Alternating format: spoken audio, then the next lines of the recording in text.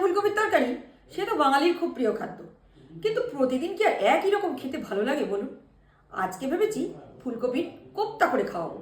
তো দেখি কেমন করে বানানো হয়, চলুন রান্নাঘরে যাই।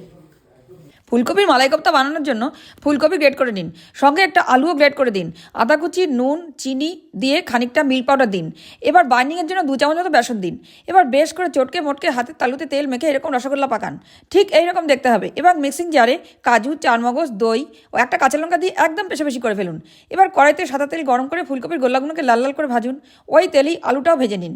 এবার জিরে ফোড়ন, গরম মশলা, তেজপাতা দিয়ে খানিক পরে কাটা টমেটো, আদা, কাঁচা লঙ্কার বাটা, নুন, হলুদ, কাশ্মীরি লঙ্কা দিয়ে নেড়ে চেড়ে বাটা মশলা দিন। ভালো করে কষে কষে একবার হাত ব্যথা করুন। এবার টেস্টটাকে ব্যালেন্স করার জন্য একটু চিনি দেবেন।